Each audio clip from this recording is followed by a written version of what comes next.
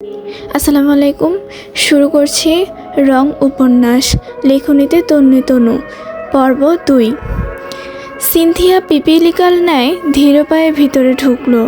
মনে মনে ভাবছে, এসপি সাহেব কি বুঝে গেলেন যে সে এসেছে? প্রশ্নের উত্তর খোঁজা আর হলো না। ইরফাত সিনহা ঘুরে দাঁড়ালেন। লম্বা লম্বা পা ফেলে সিনথিয়ার মুখোমুখি দাঁড়ালেন ইরফাত সিনহা। দুশ্চিন্তায় মাথা ঝিমঝিম করে সিনথিয়ার মাথাটা এখন ফাঁকা ফাঁকা লাগছে। এত বড় লম্বা পাহাড়ের মতো মানুষের সামনে দাঁড়িয়ে নিজেকে পিপিলিকা মনে হচ্ছে। দুর্বল শরীরটা আরও দুর্বল লাগছিল।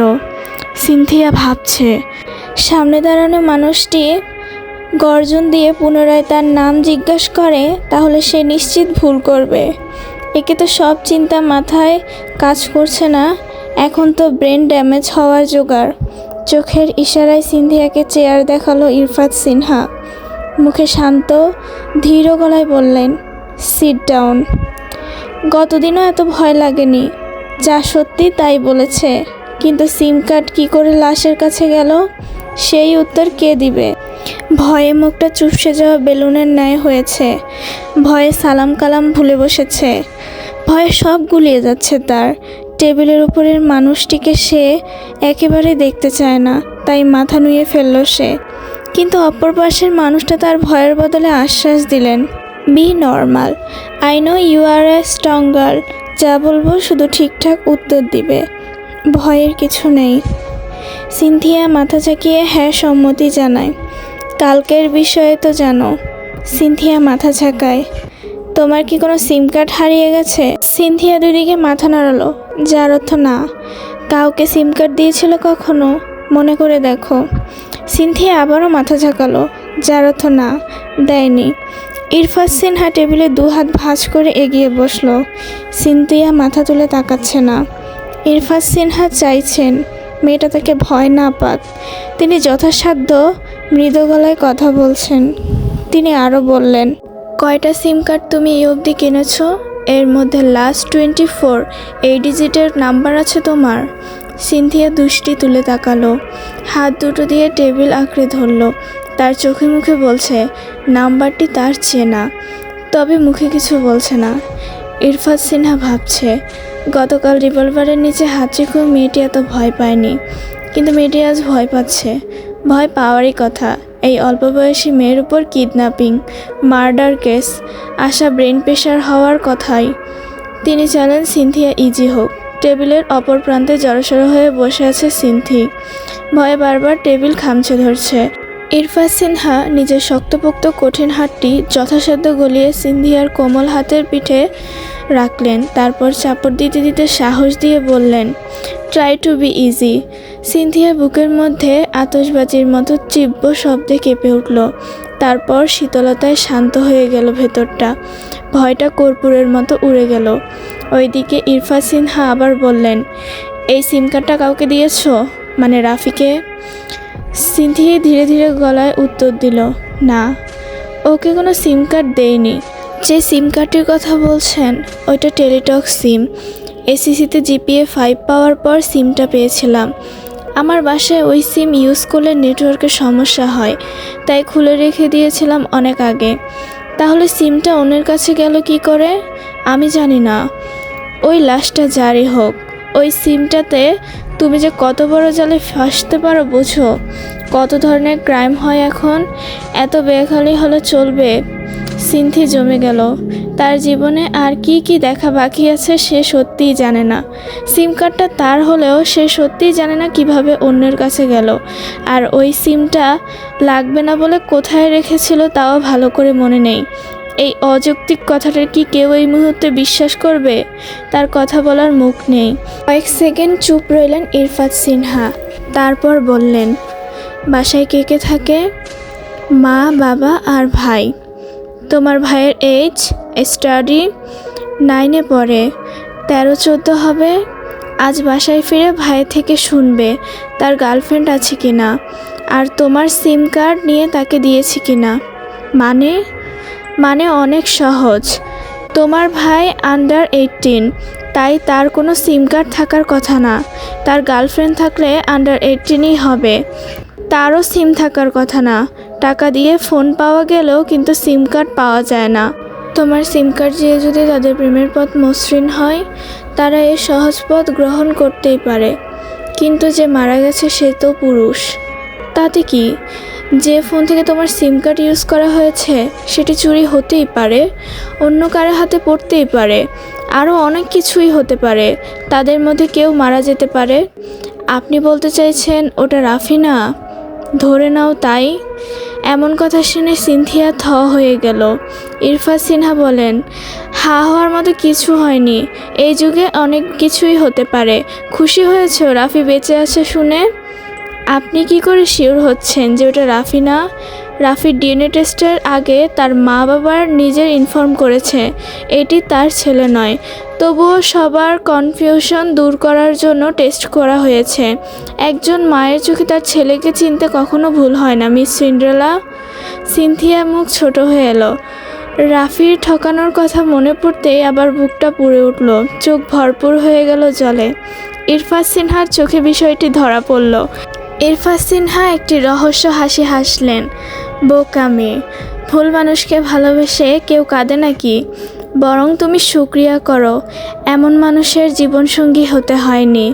সিনথিয়া অপ্রস্তুত হলো, আবার হাতের উল্টো পিঠ দিয়ে চোখ মুছে নিল। তারপর বলল, আমি কি যাব এখন? ইরফাত সিনহা সম্মতি দিলেন। সিনথিয়া আগোছালো উঠে দাঁড়ালো, কিন্তু দু পায়ে ভর দিয়ে দাঁড়িয়ে থাকতে পারল না। ধপাস করে চেয়ারে বসে পড়ল সিনথি। ইরফাত সিনহা মিষ্টি করে ঠোঁট ছাড়ালেন। এত দুর্বল হলে চলবে? এই কেসে শেষ পর্যন্ত তোমাকে স্ট্রং থাকতে হবে, কনফিডেন্ট থাকতে হবে। তুমি তো জানো তুমি কিছু করনি, তাহলে কেন নিজে দম বন্ধ করে রেখেছো? মন ভরে শ্বাস নাও, আমি আছি, তুমি নিশ্চিন্তে থাকো। সিনথিয়ার মনটা শুভ্র শিউলির ন্যায় ফুরফুরে হয়ে উঠল। সে শ্বাস টেনে নিল লম্বা করে। বকুল ফুলের সুঘ্রাণে বুকের ভেতরটা পরিপূর্ণ হলো যেন। ইরফাত সিনহার মতো এসপি তাকে বিশ্বাস করলো। ইরফাত সিনহার দেওয়া আশ্বাসে মরা গাছে যেন ফুল ফুটল সিনথির। সিনথি অনেকদিন পর ঠোঁট ছাড়িয়ে একটুখানি হাসলো। সে তো স্বপ্নেও ভাবেনি এত অল্প সময়ের মধ্যে দিয়ে সে আজ ছাড়া পাবে। সে তো চিন্তায় চিন্তায় নিজের 12টা বাজিয়ে দিয়েছিল। বাবার মুখে কাল রাতে শুনেছিল ইরফাত সিনহা একজন সৎ, দক্ষ, ইন্টেলিজেন্ট পুলিশ অফিসার। এত অল্প বয়সে নিজের বুদ্ধিমত্তা, পরিশ্রম, সাহসের জোরে নিজের যোগ্য আসন অর্জন করেছেন। তবে সিনথির মনে হচ্ছে এর বাইরে তিনি একজন অমায়িক মানুষ। বিকেলবেলা সিনথিয়ার বাবা তাকে বান্ধবীর বাড়িতে রেখে যান, যাতে সবার সাথে কথা বলে মনটা হালকা হয়। ওই দিনের পর থেকে নিজেকে ঘরকুনো করে রেখেছে মেয়েটা। তাছাড়া ভয়ে বাইরেও বের হতে দেয়নি তার বাবা মা।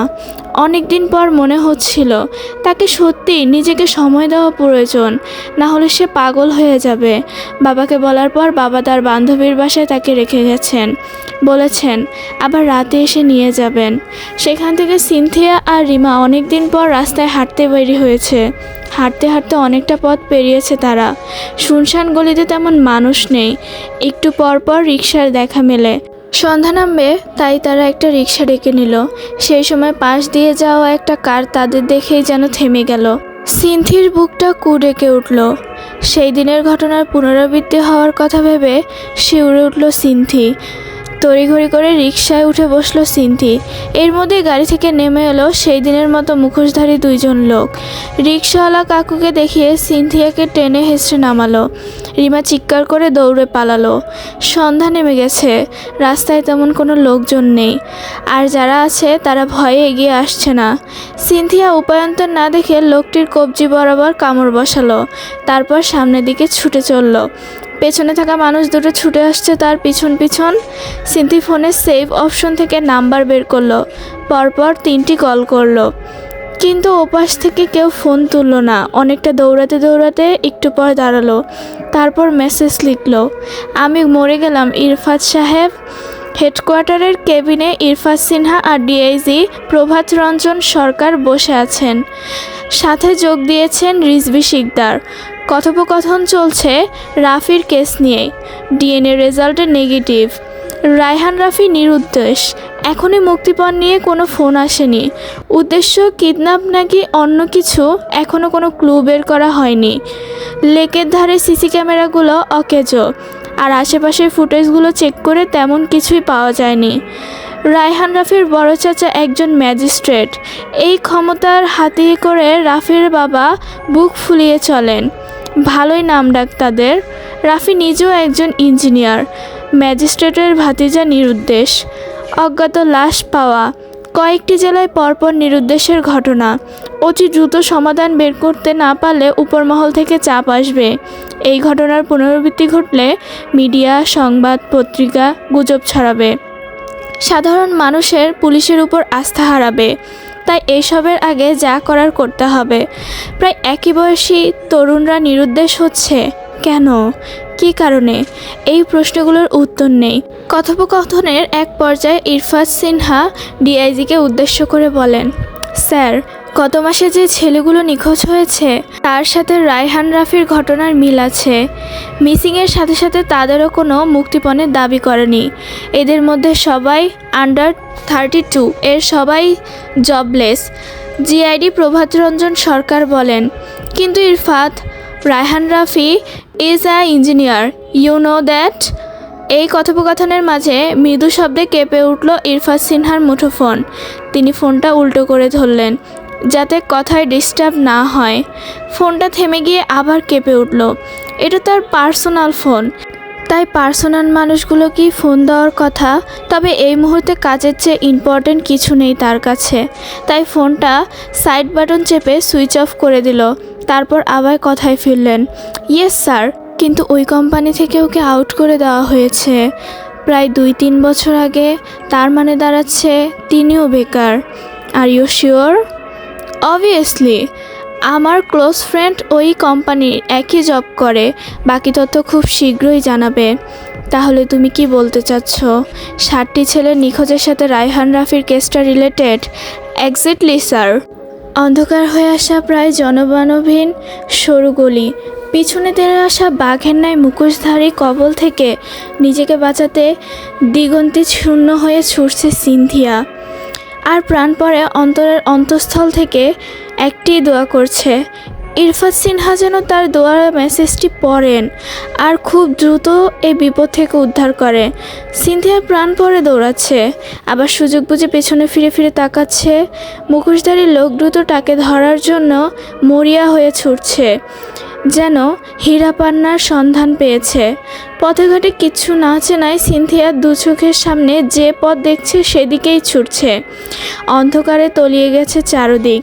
চিপা চাপা গলিতে মনে হচ্ছে গভীর রাত।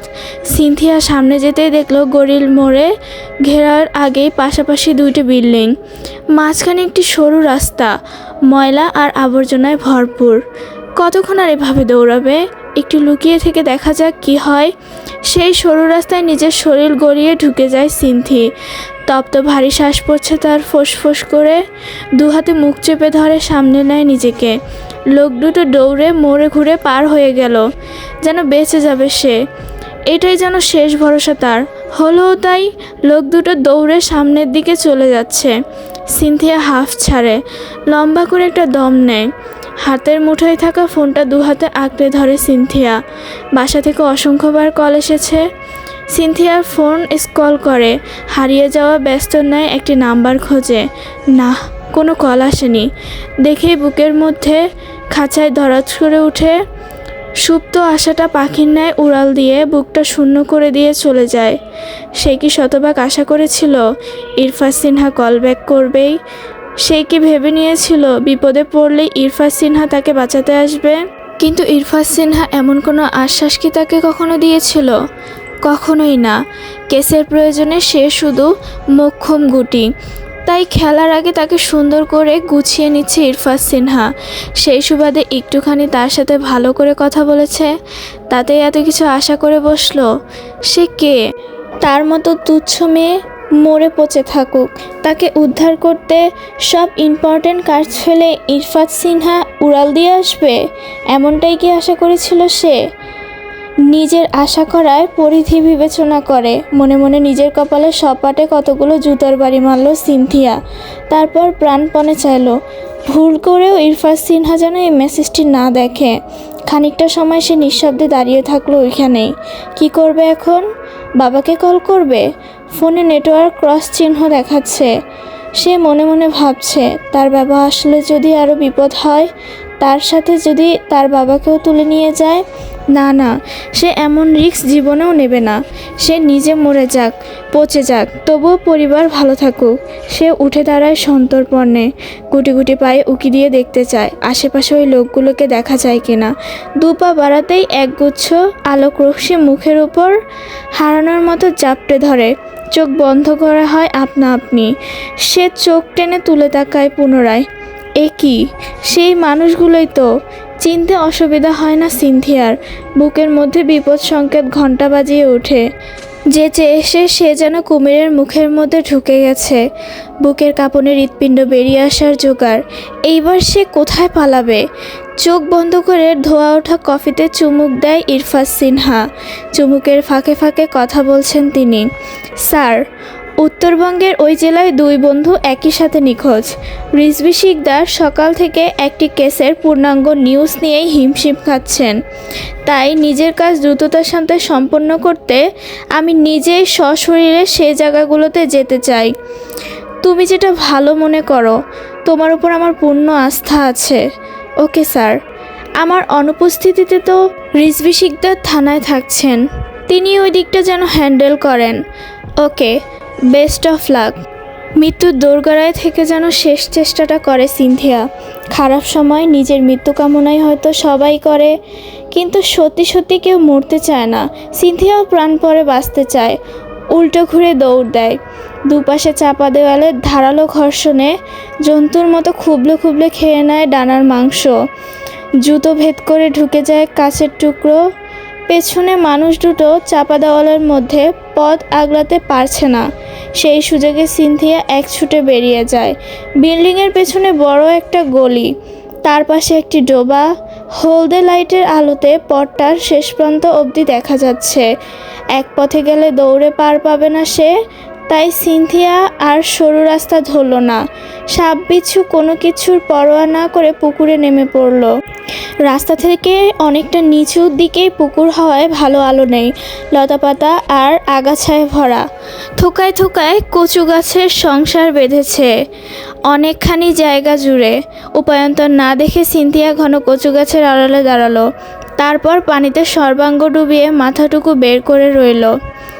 অনিমার কপালে যেন শনির দশা। এ যেন কাঁচা বাঁশে ঘুণে ধরার মতো অবস্থা। খা খা জ্যোৎস্নার মধ্যে তার ঘরে নেমেছে অমাবস্যা। বিয়ের একদিন পরেই রাফি তাকে নিয়ে পাড়ি জমিয়েছিল ঢাকায়। সুখের সাগরে ভাসতে গিয়ে এখন সে সাগরের কুলকিনারায় হারিয়ে বসেছে। স্বামী নিখোঁজ। কাঁদতে কাঁদতে চোখের জল আর থানায় যেতে যেতে পায়ের বল সবই এখন ফুরিয়ে এসেছে। তবে এই দুর্দিনে যে রোজ একবার ফোন করে সে হলো সিনথিয়া। তবে আজ তার ফোনও আসেনি। তার সাথে কথা বলে মনটা একটু হালকা হয়।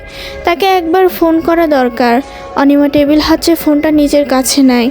পায়ের তলা গিজগিজে কাদা আর পানির চিটচিটে গন্ধ সিনথিয়ার নাড়ি ভুঁড়ি ওলটপালট করে দিচ্ছে। কচুর পাতা শরীরে লেগে ঘষা লেগে কামড়ে ধরেছে, তবুও দাঁতে দাঁত পিষে রয়েছে সে। জান বাঁচানো ফরজ। লোক দুটো ডোবার ধার ধরেই এদিকে সেদিকে হাঁটছে। তাদের ভাবভঙ্গিতে মনে হচ্ছে সে কোন দিক দিয়ে গেছে বুঝতে পারছে না তারা। নিজেদের মধ্যে কিছু একটা বলাবলি করছে। তারা ফোনের ফ্ল্যাশ জ্বালিয়েতে ডোবার দিকে চোখ বুলিয়ে নিল। না, নেই। দুজন যেন হাল ছেড়ে দিল। ডোবার দিকে তাকিয়ে থেকে একজন অপরজনকে ইশারা দিল সামনের দিকে চলে যাওয়ার। সিনথিয়া যেন হাঁফ ছেড়ে বাঁচল। তবে আটকে থাকা ঘন শ্বাস আর ফেলা হলো না। তার উপরেই মরার উপর খাড়ারগা হয়ে ফোনের স্ক্রিন আলো জ্বলে উঠল। ফোনের আলো মুখের উপর পড়তেই মুখটি আলোকিত হয়ে ডোবার পদ্ম ফুলের ন্যায় ফুটে উঠল। ড্রাইভারিং সিটে এক হাতে স্টিয়ারিং ধরে অন্য হাতে মোবাইলের সাইড বাটন চাপ দিল ইরফাজ সিনহা। মোবাইল অন হয়েই কানেক্টেড চার্জার লেখা উঠল। তারপর টুপ করে আলো নিভে গেল। প্যান্টের পকেট থেকে আরেকটি ফোন বের করে নিল। তারপর প্রতিদিনের অপেক্ষারত সবচেয়ে প্রিয় মানুষটির নাম্বারে ডায়াল করলো। আসসালামু আলাইকুম বাবা। ওয়ালাইকুম আসসালাম। কোথায় আছো? গাড়িতে। ঢাকার বাইরে যেতে হচ্ছে বাবা। এখন? কাল সকালে গেলে হয় না? না বাবা, অনেক কাজ, তুমি ডিনার সেরে নিও। টুম্পা কি ঘুমিয়েছে? কে টুম্পা? Wrong number. হা হা হা, ফোন রাখেন, টুম্পার নাম্বারে কল দেন। টুম্পাকে তুমি এত হিংসা করো কেন? তুমি তো আমার জন্য পুরো একটা জান্নাত। ও তো শুধু জান বাচ্চা। আহ, কারো জান বাচ্চা হতে পারলাম না, আফসোস। ওইটুকু বাচ্চার সাথে তুমি নিজের কম্পেয়ার করো। দিন দিন তুমি কিন্তু টুম্পার চেয়েও ছোট হয়ে যাচ্ছ। হ্যাঁ, তাতে কি, তুমি তো আমার আব্বা। আব্বার কাছে সন্তানরা কোনো দিন বড় হয়? ইরফা সিনহা বাবার পাগলামিতে মৃদু হাসে। প্রয়োজনের বাইরে এই একটা মানুষের সাথে নিয়ম করে কথা বলতে হয়, আর ওই সময়টুকুই তার কাছে পৃথিবীর সেরা সময় হয়ে ওঠে। ফোনের ওপাশ থেকে কর্নেল রিদওয়ান রহমান শীতল কণ্ঠে ডাকেন, আব্বা। ইরফা সিনহা নীরবে অনুভব করে স্পর্শকাতর সেই ডাক, বরফের ন্যায় শীতল। হৃদয় স্পর্শ করা ডাক শোনার লোভে তিনি নিস্তব্ধ হয়ে থাকেন আরও কিছুক্ষণ। সারাদিনের ক্লান্তি, দুশ্চিন্তা যেন এই শব্দেই প্রশমিত হয়। প্রশান্তিতে ভরে ওঠে বুকের আনাচে কানাচে। ওপাশ থেকে আবারও ভেসে আসে, আব্বা, আব্বা, ও আব্বা। ইরফা সিনহা শীতল কণ্ঠে বলেন, হু, কাউকে সাথে নিয়েছ আব্বা? না বাবা, আমি একাই পারবো। কত বলি দূরে কোথাও যেতে, নিজের সিকিউরিটি অন্তত নিশ্চিত করে নিস।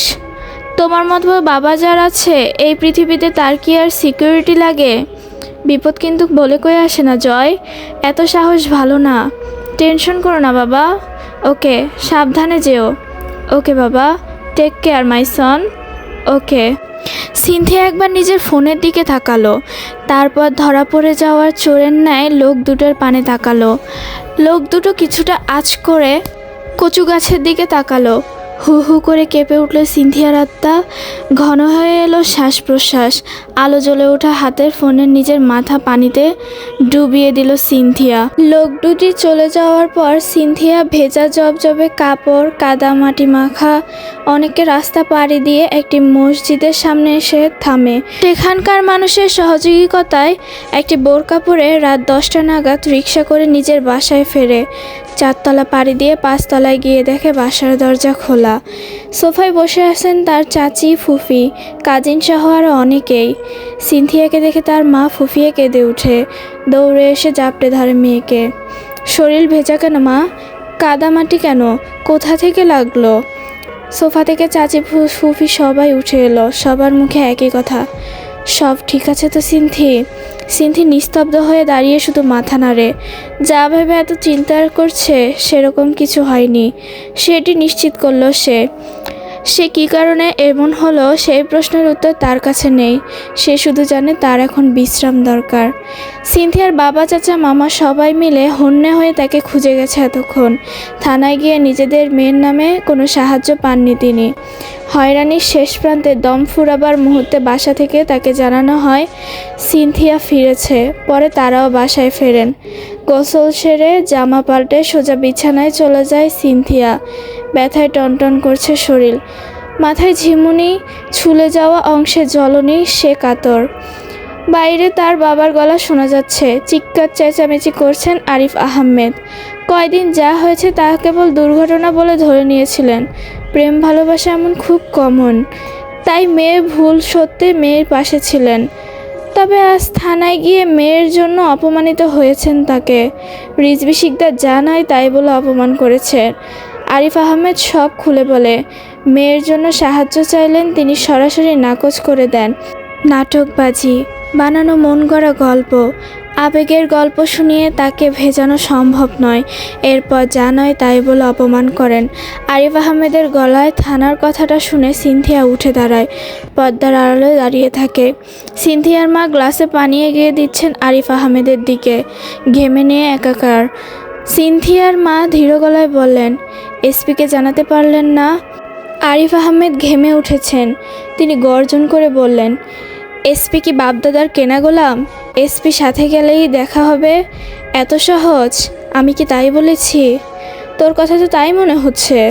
সারাদিন এসপি তোদের মা মেয়ের প্যান প্যানানি শোনার জন্য বসে থাকে। বাচ্চাদের সামনে অন্তত তুই করবেন না। তোর কাছে আমার শিখতে হবে বলেই আরিফ আহমেদ সজোরে 5 আঙ্গুল বসিয়ে দিলেন সানজিদা বেগমের গালে। তারপর গলা ফাটিয়ে বললেন, সারাদিন করিসটা কি? মেয়ে কোথায় কি করে দেখিস না?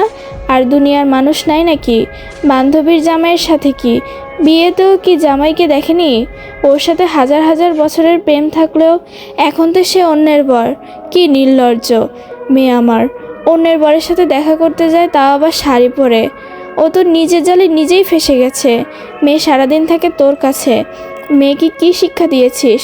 গণ্ডমূর্খ হচ্ছে দিন দিন। এসপি দয়া দেখিয়েছে বলে রক্ষা, না হলে 14 শিখে ভরে রাখতো এতক্ষণে। তারপর গর্জে উঠে বললেন, অপদার্থ কোথায়? খেয়েছে কিছু? কোনো দুর্নীতি না থাকলে এএসপি থেকে এসপি হতে সর্বনিম্ন সময় লাগে 8 বছর। বিসিএস দিয়ে প্রথমবারে টিকে যাওয়া ইরফাজ সিনহা এএসপিতে যোগ দিলেন। তিনি তার কর্মদক্ষতা, বুদ্ধিমত্তায় পরিচয় দিয়ে একাধিকবার নিজেকে প্রমাণ করে উপলমহরের ডিআইজি থেকে আইজিপির মনে মন জায়গা করে নিয়েছেন। নিজের প্রমোশনের পথ শিথিল করেছেন। এরপর সব সিনিয়রদের টেক্কা দিয়ে সবার সহযোগিতায় নিজে ও কর্মদক্ষতায় 8 বছরের আগে নিজের যোগ্য স্থান দখল করে নিয়েছেন। এই মানুষটাকে টেক্কা দেওয়া কি সহজ? তবে রিজভী শিকদার এইবার অন্য চাল চালবেন, যাতে সাপও না মরে, লাঠিও না ভাঙে। ইরফাজ সিনহার অনুপস্থিতিতে রিজভী শিকদার মাথায় একটি দুষ্টবুদ্ধি খেলে গেল। জীবনে বহুবার বহুদিন তিনি ইরফাজ সিনহার কাছে অপমানিত হয়েছেন, ছোট হয়েছেন। তিনি মনে মনে ভাবছেন, সুযোগ যখন যেচে এসে ধরা দিয়েছে, এই সুযোগ তো আর সে ছাড়বে না। বড় বড় কেস হলে হেডকোয়ার্টার থেকে ইরফাজ সিনহাকে পাঠানো হয়। তাই এমন কোনো কাজ তার হাতে আসেনি যাতে তিনি সুনাম অর্জন করতে পারেন। তবে যে কেস হাতে পেয়েছেন, তার জন্য আরও নিজের পোস্ট অযোগ্য হিসেবে প্রমাণিত হয়েছেন। তবে ইরফাজ সিনহার অনুপস্থিতি আজ তাকে হাতে আসার কেসটির ক্রেডিট নিজের করে নেবেন, যাতে হেডলাইন জুড়ে তার নাম থাকে। ম্যাজিস্ট্রেটের একমাত্র ভাতিজার কয়েকদিন যাবৎ নিরুদ্দেশ। থানায় ইনফর্ম করলে এসপি সাহায্য ছাড়াই তদন্তের ভিত্তিতে মেন কালপ্রিটকে গ্রেফতার করেছেন রিজভী শিকদার। রায়হান রাফির বাড়ির লোককে ডাকেন রিজভী শিকদার। তারপর সিনথিয়ার পুরো ঘটনা খুলে বলেন। তিনি জানান, বিনা ওয়ারেন্টে 57 রায় আমলের কেস অনুযায়ী সিনথিয়াকে গ্রেফতার করার ক্ষমতা তার থাকলেও এসপির কারণে তিনি তা পারবেন না। ইরফাজ সিনহা এর মেয়ের বিষয়ে ধামাচাপা দিয়ে রেখেছেন। তিনি আরও বলেন, শুনুন চৌধুরী সাহেব, আপনি হলেন ম্যাজিস্ট্রেটের ছোট ভাই। আপনার পাওয়ার কিন্তু অনেক বেশি, কিন্তু আমাদের পক্ষে এসপিকে সামনাসামনি টেক্কা দেওয়া সম্ভব না। তাই একটা ভালো পরামর্শ দিচ্ছি, এই মেয়ের কোনো তথ্য উপর মহলে জানে না। তারা সব এসপির উপর ফেলে রেখেছেন, কিন্তু মেয়ে যেহেতু আপনাদের পরিচিত, সকল তথ্যের উপর ভিত্তি করে তাকে দোষী করে একটি এজাহার লিখুন। তার উপর ডিপেন্ড করে এফআইআর হবে এবং আপনার ভাইয়ের উপর মহলে চাপ দেবেন যাতে ইমার্জেন্সি ওয়ারেন্ট আসে মেয়েটিকে গ্রেফতার করার। আজকে এসপি অনুপস্থিত, তার অনুপস্থিতিতে কেসটার দায়িত্ব আমার। আমি তাকে আর বাড়ি থেকে গ্রেফতার করে তুলে আনবো। এতে আপনারও তাড়াতাড়ি ফয়সালা পাবেন, আমারও দোষ হবে না। আবার এসপি ইরফাজ সিনহা আইজিপি ম্যাজিস্ট্রেটের কথাও ফেলতে পারবেন না। সব নীরবে শুনে রাফির বাবা বলেন, সবই তো বুঝলাম, কিন্তু এখানে আপনার লাভ কী যে বলেন? আমার আবার কিসের লাভ? মানব সেবাই তো আমার পরম ধর্ম। তবে ধরেন একটু মিডিয়া হলো, ক্যামেরার সামনে পড়লাম, একটু আলোচনা হলো, ক্রেসের ক্রেডিটটা না হলে আমিই পেলাম, এ আর কি। রিজভী শিকদারের দেওয়া প্ল্যান মোতাবেক কাজ শুরু হলো। তিনি শেষে শুধু বললেন, যা করবেন আজকের মধ্যে, আর মিডিয়ার ব্যবস্থা করবেন, তাহলে কেসটি আরও শক্তপোক্ত হবে। আর শক্তপোক্ত কেস না হলে এসপি তুড়ি মেরে এই মেয়েকে ছাড়িয়ে নিয়ে যাবেন। জানালার পর্দা চুয়ে আসছে বৃষ্টির ছাট। ভোরবেলা থেকেই শুরু হয়েছে তুমুল বৃষ্টি, থামার কোনো নামগন্ধই নেই। ইরফাজ জানালার থাই গ্লাসটা চাপিয়ে দেয়, তারপর গোসল ছেড়ে ইজি চেয়ারে আরাম করে বসে। যে জায়গায় সে গতকাল গিয়েছিল ওই জায়গার নেটওয়ার্ক খুব দুর্বল, বলতে গেলে নেটওয়ার্কের বাইরেই ছিল। আরেকটা বার ফোন তো বন্ধই, রাতে ফোন চার্জ দেওয়া হয়েছে। কাল অনেক প্রেশার যাওয়ায় রাতে ফ্রেশ হয়ে ঘুমিয়ে পড়েছিল তিনি। এক ঘুমে রাত পার হয়ে গিয়েছে। সে এক হাতে জানালার পর্দা একপাশে সরিয়ে থাই খুলে দিল। ইজি চেয়ারে আরাম করে বসলো। কফির মগে চুমুক দিয়ে ফোন স্ক্রল করতে থাকতো। ঠিক তখনই চোখ দুটো আটকে গেল একটা নিউজে। পুরো নিউজ জুড়ে একটাই নিউজ। ভিডিওর হেডলাইনে চোখে পড়ল, প্রেমিকাকে না জানিয়ে প্রেমিকের অন্যত্ব বিয়ে, অতঃপর প্রেমিককে অপহরণ করে এই 22 বছর বয়সী তরুণী। ভিডিও অন করে ইরফাত সিনহা, শত শত মানুষের ভিড়, ক্যামেরা, মাইক্রোফোন, সাংবাদিক, তার মাঝে হাতকড়া পরে দাঁড়িয়ে আছে পাতলা গড়ানের সিনথিয়া। উৎসুক জনতা উঠছে পড়ছে, কারণ একটাই, কি করে মেয়ে হয়ে একটি পুরুষকে গুম করে দিল? এই প্রশ্নে পুরো শহর যেন তোলপাড়। রাতের অন্ধকারে রাস্তার ক্যামেরার ফোকাস চারদিকে আলোয় আলোকিত। হাজার হাজার প্রশ্ন। কি করে করলো? রায়হান রাফি এখন কোথায়? সে বেঁচে আছে কি না? এই প্রশ্নের সম্মুখীনে মেয়েটির শুকনো মুখে, দুর্বল শরীরে, নিস্তব্ধ নয়নে চেয়ে আছে, যেন পৃথিবীতে সে আর নেই। সবাইকে ঠেলে ঠুলে সরু রাস্তা বের করে দিচ্ছে কর্মরত পুলিশ সদস্য। মানুষের ফাঁক ফোকর দিয়ে মেয়েটিকে বহু ধরে টেনে নিয়ে আনছে মহিলা পুলিশ। আর সিনথিয়া তাদের সাথে তাল মিলিয়ে এলোমেলোভাবে হাঁটছে। চোখ দুটো রক্ত লাল, টকটকে রক্ত জবান ন্যায় লাল হয়ে রয়েছে নাকের ডগা। শরীরের রক্তকণিকা যেন নোনতা জলের আকারে চোখ ফেটে ঠিকরে পড়ছে। এরকম অপ্রত্যাশিত, অকল্পনীয়, অসম্ভব ঘটনার বাস্তব চিত্র নিজের স্বচক্ষে দেখে সমুদ্রের উচ্ছ্বাসের মতো অসংখ্য প্রশ্ন তীর গতিতে মাথায় এসে বাড়ি খেল ইরফাত সিনহার। সমগ্র দৃশ্য পৌষ মাসের হাড় কাঁপানো হিমশীতল বাতাসের ন্যায় তাকে একবার মৃদু কাঁপিয়ে তুলল।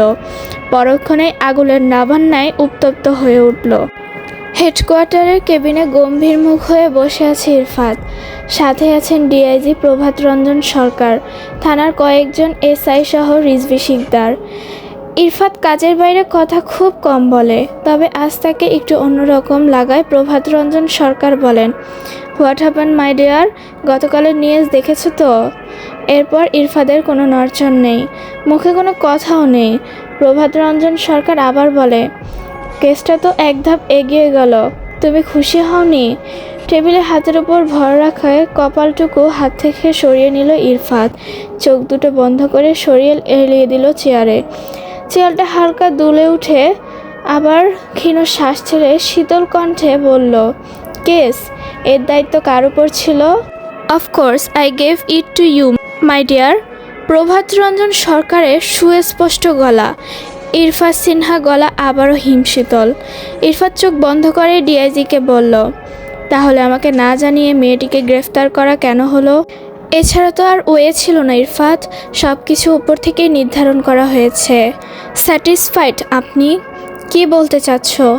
মেয়েটিকে তুলে এনে লকআপে ভরে সবাই স্যাটিসফাইড কিনা? What not?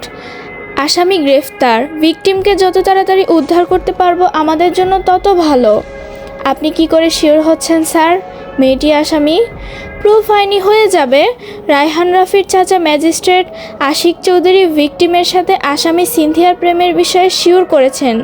তিনি জানিয়েছেন পারিবারিকভাবে জানার পর চৌধুরী বাড়ির বউ হিসেবে সিনথিয়াকে রিজেক্ট করা হয় এবং রায়হান রাফিকে অন্যত্র বিয়ে করানো হলে ওই মেয়েটি তা সহ্য করতে পারে না। মেয়েটি এত সাংঘাতিক যে মিসেস রাফিকেও প্রতি রাতে কল দিয়ে হেনস্থা করেন এবং বিভিন্ন হুমকি দিয়েছেন। মিসেস রাফির কল লিস্টে কপি পাঠানো হয়েছে এবং তিনি সশরীরে সাক্ষী দিয়েছেন। অনিমা চৌধুরীর ভাষ্যমতে তাকে বিবাহের পর সিনথিয়া বিরক্ত করতেন, নানাভাবে ব্ল্যাকমেল করতেন। যেহেতু বিবাহ সম্পন্ন হয়ে গেছে সেহেতু আর কিছু করার নেই। এই বিষয়টি সুন্দরভাবে বুঝিয়ে দিতেই রায়হান রাফি সেদিন আসামি সিনথিয়ার সাথে দেখা করার জন্য বের হয়েছিলেন। এটাই সুযোগ নিয়েছে আসামি। কল লিস্ট সহ আরও কিছু প্রুফ দেওয়া হয়েছে। ইরফাত সিনহা চোখ মুখ খুঁচে সিনেমাটিক গল্পটি গিলে নিলেন। ডিআইজি প্রভাত রঞ্জন সংগ্রারের মুখে আবারও আসামি সিনথিয়া শুনে চটে গেলেন। গমগমে গলায় স্পষ্ট উত্তর দিলেন, আগে প্রমাণ হোক, তারপর আসামি বলবেন। যে মেয়ে হুমকি দিচ্ছে এটা জেনে কেউ দেখা করতে যাবে? এই সিনেমাটিক গল্প শুনে কী প্রমাণ হয়ে যায়? মেয়েটি আসামি? মেয়েটিকে রিমাইন্ডার নিলেই তো হয়ে গেল, বাকিটা গড়গড় করে বলে দিয়ে আসবে। যা খুশি করুন। তুমি কি বলতে চাচ্ছ মেয়েটি নির্দোষ? No sir, no sir. তবে সত্য মিথ্যা যাচাই না করে গ্রেফতার করার পক্ষপাতিত্ব নই, কিন্তু রাফির পরিবার থেকে কেস করা হয়েছে এবং ম্যাজিস্ট্রেট দ্বারা ইমার্জেন্সি ওয়ারেন্ট পাঠানো হয়েছে। কিছু করার ছিল না। রাফি ও সিনথিয়ার প্রেমের সম্পর্ক নিয়ে চুল পরিমাণও তাদের দুই পরিবার জানতো না।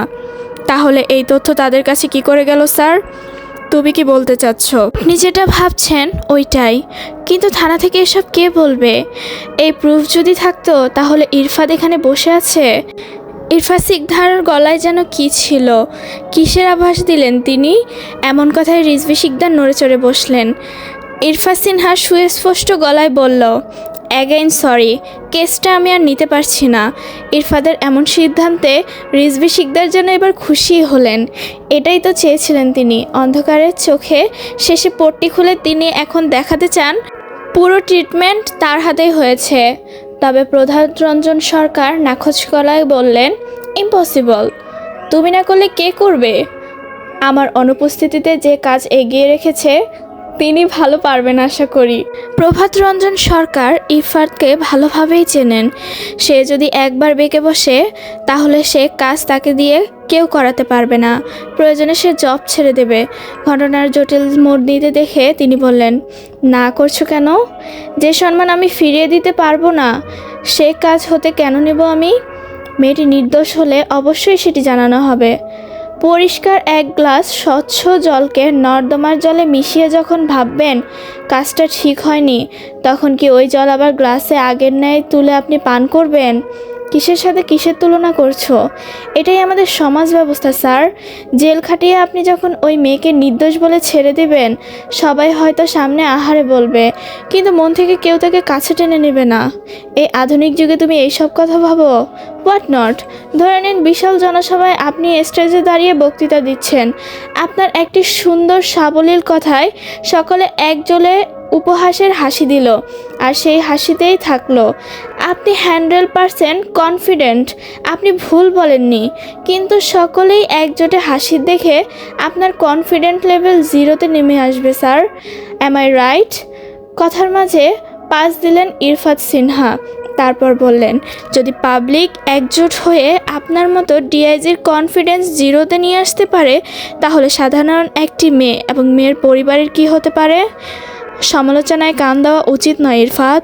সমালোচনা বলতে ইতিবাচক ও নেতিবাচক আলোচনাকে বোঝায়, কিন্তু মেয়েটির সাথে যেটা হয়েছে সেটা শুধুই নেতিবাচক আলোচনা। কিছু মানুষের অ্যাভয়েড করা যায়, পুরো দেশের মানুষকে নয়। সবাই জানি 10-এর লাঠি 1-এর বোঝা। যা হবার তো তা হয়ে গেছে, এখন কি বলবো বলো? যে সম্মান আমি ফিরিয়ে দিতে পারবো না সেই কাজ আমি করব না। ব্যাস, আমি যাচ্ছি। কিন্তু ইরফাদ বাবা শোনো, কাজটা ঠিকঠাক করতে না পারলে পুরো ডিপার্টমেন্টের নাম খারাপ হবে। তো আমার কি, পুলিশ কি আমি একা? পুরো দেশ আর কেউ নাই? Come down my son, come down. রাগের মাথায় কোনো ডিসিশন নিও না। Take your time. আপনার কি মনে হয় না না ভেবেই ডিসিশন নিয়েছি? এই কেসের কোনো ক্লু নেই। কিডন্যাপার নাকি অন্য কিছু? রায়হান রাফি কোথায়, বেঁচে আছে কিনা, ওইসব কেবল তো প্রশ্ন। এর কোনোটি উত্তর আমাদের কাছে নেই। সিনথিয়া শুধুমাত্র মাধ্যম। রাফির সম্পর্কে সত্য তথ্য শুধু তার মাধ্যমেই আসতে পারে। এই জন্য তাকে হাতে রাখা। মেয়েটি অনেক আতঙ্কিত হয়েছিল। আপনি জানেন, তাকে নর্মালাইজ করার জন্য আমার নিজের ফর্মের বাইরে যেতে হয়েছে, কত শত কথা খরচ করতে হয়েছে, যাতে রাফির সম্পর্কে আরও গভীর তথ্য জানতে পারি। আপনারা কি মনে করেন রিমান্ডে নিলাম, 2টো লাঠির বাড়ি দিলাম আর সত্য বেরিয়ে আসলো? কিছু সময় মানুষের আবেগের সাথে মিশে তাদের ভেতরের কথাগুলো বের করতে হয় স্যার, তবেই না সমস্যার দোরগোড়ায় পৌঁছানো যায়। এই জন্যই তো তোমাকে কাজ দিয়ে আমি নিশ্চিন্তে থাকি। আমি জানি তুমি পারবে। সরি স্যার, আমি আসছি। বলে চেয়ার থেকে উঠে দাঁড়ালো ইরফাদ। আগুল ঝরসানো চোখে রিজভী সিকদারের দিকে তাকালো, যেন চোখ দিয়েই ভস্মীভূত করে দেবে তাকে। তার চোখ দেখে যেন মনের কথাটা প্রকাশ পেল। I will kill you Rizvi Sikdar. এরপর শুধু প্রমাণ হোক। তারপর লম্বা লম্বা পা ফেলে বাইরে চলে গেলেন। রিজভী সিকদার তখনও ভাবছে কী ছিল ইরফাদের ওই অগ্নিশিখা চোখে। বস্তিতে পাওয়া লাশের আপডেট এসেছে। ছেলেটিকে বিষ খাইয়ে মারা হয়েছে এবং মুখে ভারী কিছু দিয়ে থেতলে দেওয়া হয়েছে যাতে কেউ না চেনে। নিখোঁজ সকল ব্যক্তিদের পরিবারের ডিএনএ টেস্ট করার জন্য ডাকা হয়েছে। লাশটা নিখোঁজ হওয়ার কয়েকজনের মধ্যে কারো হতে পারে। এর মধ্যে ইরফাত সিনহার অ্যাসিস্ট্যান্ট জানালেন একজন তার সাথে গতকাল থেকে দেখা করতে চাইছেন, তিনি দেখা করবেন কিনা। ইরফাত সিনহা তাকে ভেতরে নিয়ে আসতে বলল। মিনিট দুয়েক পর একজন বয়স্ক লোক ভেতরে প্রবেশ করলেন, বসলেন মুখোমুখি। ইরফাত খুব স্বাভাবিক সুমিষ্ট গলায় বললেন, আসসালামু আলাইকুম চাচা। বৃদ্ধ লোকটি উত্তর দিলেন। তবে তাকে অপ্রস্তুত হতে দেখে ইরফাত সিনহা আরেকটু নরম গলায় বললেন, ভয় নেই চাচা, নির্ভয়ে বলুন। আসলে বাবা, বস্তিতে যে লাশটা পাইছে ওরা আমার পোলা। আপনার ছেলে কি নিখোঁজ? থানায় ডায়েরি করেছিলেন? না বাবা, আমি ওরে খুন করছি। বৃদ্ধের কথায় ইরফাতের কপালে কিঞ্চিত ভাঁজ পড়ল। মনে মনে ভাবল, কি বলে, পাগল নাকি? কিন্তু মুখে কোনো কথা বলল না। বৃদ্ধ লোকটি আবার তড়িঘড়ি করে বললেন, সব কমু বাবা, শুধু আমার একটা আবদার আছে, এইটুকু রাখবেন দয়া করে। ইরফাত কিছু বলে ওঠার আগে বৃদ্ধ কাঁপা কাঁপা হাতে ইরফাতের বলিষ্ঠ হাতটি তার মুঠোয় পুরে ফেললেন। অনিমা এসেছে কারাগারে সিনথিয়ার সাথে দেখা করতে। দুজন মুখোমুখি দাঁড়িয়ে, মাঝখানে লোহার গরাদ। অনিমা টলমলে চোখে বলে, তুই এমন করতে পারলি সিনু? অনিমার বলা অবিশ্বাসের প্রথম টিটটি বুকে এসে বিঁধল সিনথিয়ার। দিয়াশালাইয়ের কাঠির ঘর্ষণে জ্বলে ওঠা আগুনের মতো বুকটা ধক করে জ্বলে উঠল। সে তো ভেবেছিল তার প্রাণপ্রিয় বন্ধু তাকে অন্তত সত্য মিথ্যা জিজ্ঞাসা করবে, কিন্তু তা না করে সোজাসুজি অপরাধীর কাঠগড়ায় দাঁড় করালো। এত হিংসে তোর মনে ছিল? এমন কথায় সিনথিয়ার কামানের গুলি খাওয়ার মতো টাল সামলাতে না পেরে দুপা পিছিয়ে গেল। এমন দিন কেন আসলো তার জীবনে? এমন ভাবনার মাঝে অনিমা বলল, মেরে ফেলেছিস? এবার সিনথিয়া নিজের শরীরের ভার আর টলাতে পারল না। সিনথিয়া এক পা দুপা করে দেওয়ালে ঠেকে গেল। এইসব প্রশ্নের উত্তর তার কাছে নেই। নিজের শরীরের ভার পায়ের উপর না রাখতে পেরে হাঁটু ভাঁজ করে বসে পড়ল। অনিমার বলার একটা কথাই তার আরেকটা কথা বুলেট। ইরফাত সিনহা কৌতূহল নিয়ে জিজ্ঞেস করলেন, বলুন কি আবদার? আমারে ফাঁসিতে দেওয়ানোর আগে আমার পোলার দাফন করার সুযোগ কইরা দিবেন। পোলারারে বাঁচাইতে থাকতে মেলা জ্বালাইছে স্যার, তাই ভাতের সাথে বিষ খাওয়াইয়া মাইরা ফেলাইছি। তারপর কেউ জানি চিনতে না পারে তাই ইট দিয়া মুখ সেচ্চা দিছি। তারপর ময়লার স্তবে ফালাইয়াছিলাম, ভাবছিলাম মাইরা ফালাইলে বাইচে যামু, কিন্তু পোলায় ময়লার মধ্যে ঘুমাইতাছে, আমি ঘুমাইতাছি আরামে বিছানায়। বাপ হইয়া তো আর আমি মাইনা নিবার পারতাছি না স্যার। ইরফাত এমন অদ্ভুত ঘটনা শুনে পজ দিলেন। খানিক সময় নিয়ে বললেন, এসব কেন করলেন? আমার পোলা জুয়া খেলতো স্যার, টাকা দিত, নেশাপাতি করত। জুয়া খেললা ঋণ হইতো, তখন নেশা করতে পারতো না, তখন চুরিও করত। পাড়ার লোক আমারে খবর দিত, তরপলায় চুরি কইরা ধরা পড়ছে, অমরের বাড়িতে মারতাছে, সাইরা লইয়াই। এইরকম দুঃখের চেয়ে বড় দুঃখ দুনিয়াতে আছে? আগে আগে সহ্য করবার না পাইরা মাইনসের হাতে পায়ে ধইরা পোলারে সাইরা নিয়ে আইছি, পোলারে বুঝাইছি, কিন্তু পোলা তো পাপের দুঃখ বোঝে নাই। এগুলো ছাড়ার পরেও নাই। যতক্ষণ শুনলাম আমার পোলারে ধইরা মাইনসে বাইন্দা রাখছে, মারতাছে, বিশ্বাস করেন মনে হইতো ওরে সাইরা দিয়া আমারে মারেন। বাপের চোখের সামনে পোলারে মাইনসে বাইন্দা রাখে, মারে, এর থেকে কষ্ট পৃথিবীতে আর দুইটা নাই। এই জন্য আমার পোলারে আমি মাইরা ফেলাইছি, আর তো কেউ মারবার পারবো না।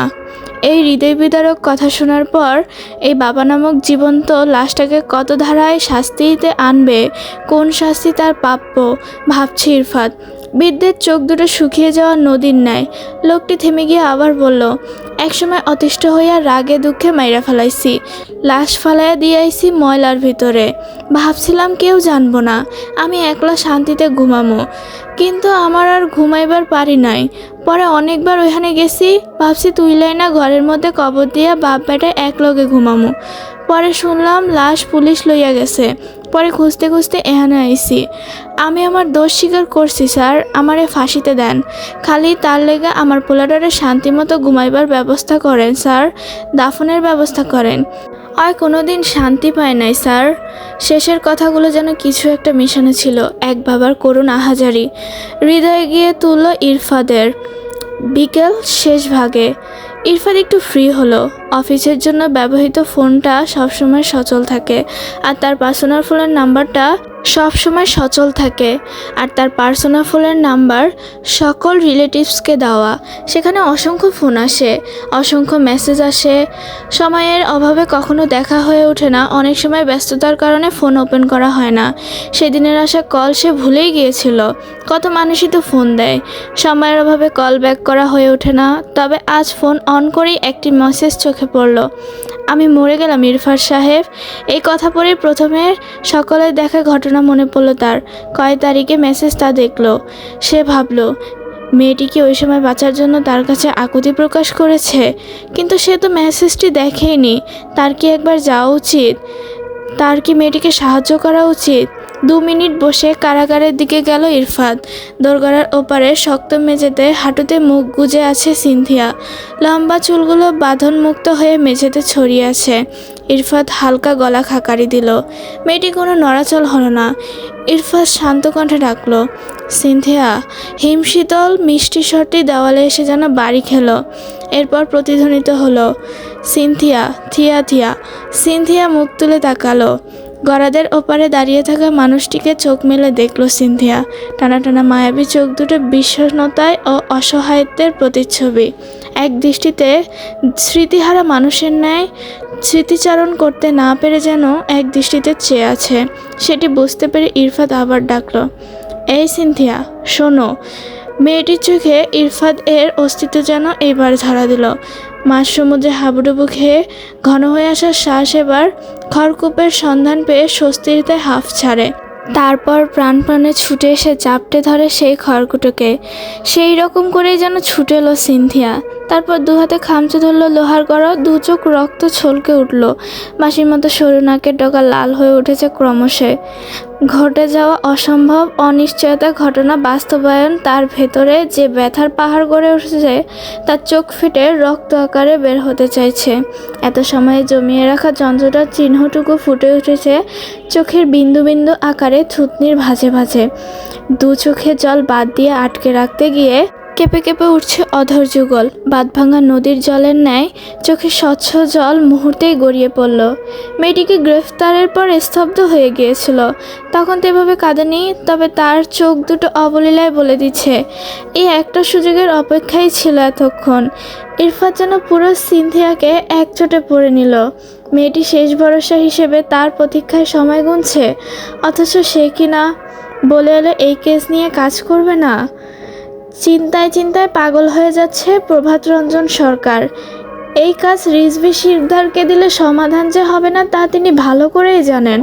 আর একবার না দিলে ইরফান যে কখনোই এই কাজ আর করবে না তাও সে ভালো করেই জানেন।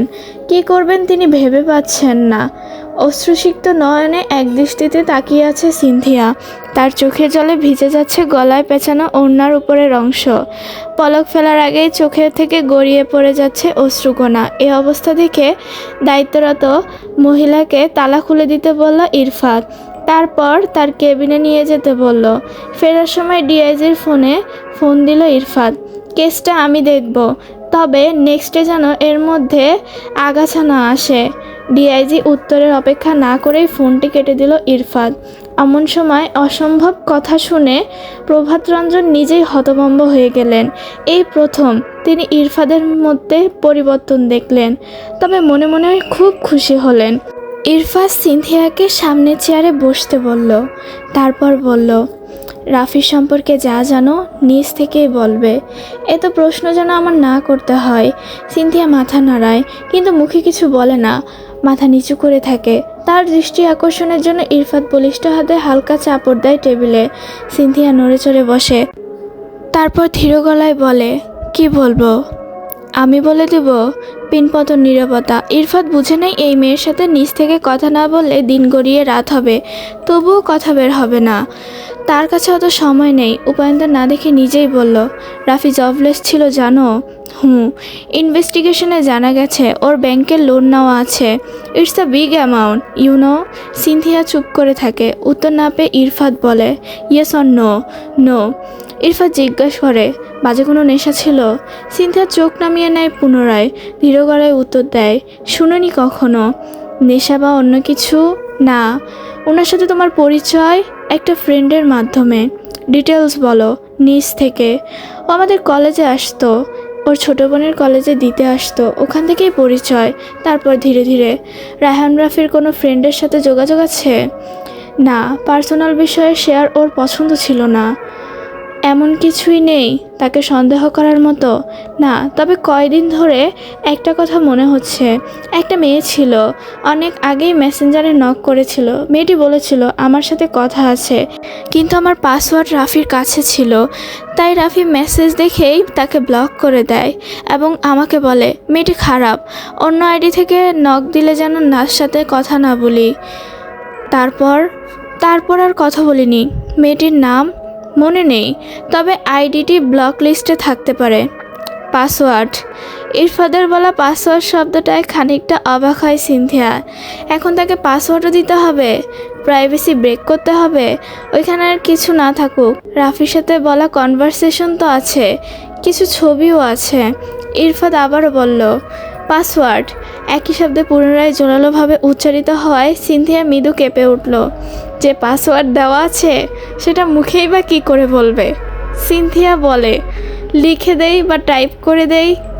ও হ্যালো, এত কিছু ভাবার কিছু নেই, কাজ শেষ হলেই লগ আউট করে দেব। সিনথিয়া নড়ে চড়ে বসে। কী ছিল ইরফাদ সিনহার কথার মধ্যে? এমন তো সে ভাবেনি। তার মতো তুচ্ছ সিনথিয়ার আইডিতে নজর দেওয়ার সময় একজন এসপির আছে নাকি? সিনথিয়া একচোটে পাসওয়ার্ড বলল। Love you Rafi. ল্যাপটপের স্ক্রিন থেকে চোখ সরিয়ে নেয় ইরফাদ। বাম হাতে হাফ ফোল্ড করে নেয় ল্যাপটপ। এক পলক তাকায় সিনথিয়ার দিকে। নিজেকে চিড়িয়াখানার বাদর মনে হয় সিনথিয়ার। ইরফাদের তাচ্ছিল্যের চাহনি চোখ সরিয়ে নেয় সিনথিয়া। ইরফাদ তাচ্ছিল্যের স্বরে বলে শখ মেটেনি? ইরফাদের এই কথা শুনে এক ঝাঁক মৌমাছি চাক ভেঙে এসে যেন সিনথিয়ার মাথায় এক নাগাড়ে কামড়াতে থাকে। এমন লজ্জায় মুখোমুখি হতে হলো, সিনথিয়া মাথা নুয়ে ফেলল। এই জন্যই বলতে চাচ্ছিল না সে। লজ্জা থেকেও নিজেকে ছোট লাগছে এখন। কি ভাবছে মানুষটা, যার জন্য জীবনের এত অধপতন? আত্মসম্মান, মান সম্মান সব শেষ, সেই নাম দিয়েই পাসওয়ার্ড। ছি ছি ছি। এইদিকে ইরফাদ ব্ল্যাকলিস্ট চেক করলো। সিনথিয়া তার মধ্যে কয়েকটি আইডি থেকে বৃষ্টি ভেজা মন আইডিটা দেখালো। ইরফাদ ব্লক ছাড়িয়ে একটি টেক্সট করলো। এসপি সিনহা বলছি, মেসেজটি দেখা মাত্রই আপনি থানায় দেখা করবেন। এরপর ইরফাদ সিনহা আইডিটির পাসওয়ার্ড চেঞ্জ করলো। তারপর সিনহাকে বলল এরপর ফার্স্ট সেন্টেন্স দিয়ে লগইন দিবে, শুধু রাফি ওয়ার্ডটা রিমুভ করা হয়েছে। পাসওয়ার্ড চেঞ্জ করার কথা শুনে সিনথিয়া অবাক হয়ে চেয়ে রইল। তার কাছে না শুনেই পাসওয়ার্ড চেঞ্জ করলো। আইডির মালিক 2 ঘন্টার মধ্যেই থানায় হাজির হলো। এরপরের কথোপকথন। Who is Raihan Rafi? Do you know miss Brishti? Yeah, I know about him, but what? পুরো গল্পটা যথাসম্ভব সংক্ষেপে বলল ইরফাদ। সর্বশেষে রাফির সম্পর্কে বলল। তিনি বিয়ে করেছেন, বিষয়টি হাইডও রেখেছেন। নিখোঁজের আগে সিনথিয়ার সাথে দেখাও করেছেন। একথা শুনে বৃষ্টি যেন খানিকটা অবাক হলো। ও বিয়ে করেছে নাকি ফেঁসে গিয়েছে? ও করবে বিয়ে? ও তো মেয়েবাজ। রায়হান রাফির সাথে শুধু আমার সম্পর্ক ছিল না এমন নয়, অনেক মেয়ের সাথে তার সম্পর্ক ছিল। ওর একটা ফ্রেন্ড আগের গার্লফ্রেন্ডের সাথে ব্রেকআপ হওয়ার পর আমার সাথে রিলেশন করে, আবার আমার সাথে ব্রেকআপের পর সিনথিয়ার সাথে সম্পর্ক হয়। এভাবেই চলে আসছে। অনেক মেয়ের জীবনও নষ্ট করেছে। আমার সাথে ব্রেকআপের পর সে কথাগুলো জানতে পেরেছি। তখন আর কিছুই করার নেই। তবে সিনথিয়া মেয়েটার ব্যাপারে আমি জানতে পেরেছিলাম, তাই ভেবেছিলাম বড় বোন হিসেবে অ্যালার্ট করতে। রাফি অনেক জেদি। ও ছিনিয়ে আনা জিনিস খুব পছন্দ করে, তৃপ্তি পায়। আমার যখন এঙ্গেজমেন্ট হয় তারপরে আমার সাথে ওর পরিচয়।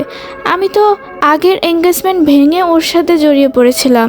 ওর জন্য আমার ক্যারিয়ার, ফিউচার সব নষ্ট করেছি। প্রত্যেক মেয়ের জীবন ও এভাবে নষ্ট করেছে। আপনি কোনো স্টেপ নেননি? Sir, don't mind. জোর করে কিছু করলে তাকে রেপ বলা হয়, কিন্তু কেউ যদি ভালোবাসার জালে পা দিয়ে স্বেচ্ছায় কিছু করে তাহলে তাকে রেপ বলা হয়। আমরা প্রত্যেকটা মেয়েই এই কাজটা করেছি, তাই ওর বিরুদ্ধে কেউ স্টেপ নেয়নি। থানায় এসে কি বলবে? দোষ তো আর ওর একার নয়, আমরাও দোষী। মেয়েটি দীর্ঘশ্বাস ফেলল। তারপর আবার বলল, তবে একটা কথা কি, রাফি যদি কোনো মেয়ের দিকে নজর দেয় তাহলে ছলে বলে কৌশলে সেসব দিয়ে বিছানায় আনে। তবে সে জোর করে কিছু করে না, এটা শিওর। যা হবে দুজনের সম্মতিতে। শেষের কথাগুলো ইরফাদের চোয়াল শক্ত হয়ে ওঠে, মুষ্টি হয়ে আসে বলিষ্ঠ হাতের আঙ্গুল, চোখের শিরাগুলো লাল হয়ে ওঠে। দাঁতে দাঁত পিষে অস্পষ্ট স্বরে বলে, স্কাউন্ড্রেল। বৃষ্টি চলে যাওয়ার পর সিনথিয়াকে আবার কেবিনে ডাকা হয়েছে। সিনথিয়া বসে আছে সামনের চেয়ারে। এমন সময় ইরফাদের হিমশীতল গলা, have you got intimate with Rafi? আচমকা এমন একটা প্রশ্নে ভরকে গেল সিনথিয়া।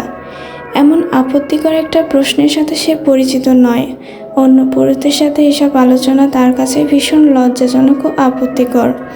কেসের সাথে এসবের কী সম্পর্ক? সে যেন ভাষা হারিয়ে ফেলল। এরপর যদি তাকে প্রশ্ন করে তার সাথে কি কি হয়েছে, সে কি উত্তর দেবে? ইরফাদের বরফের ন্যায় ঠান্ডা গলা, I say you have got intimate with Rafi? Sinthia চুপ করে মাথা নিচু করে রইল।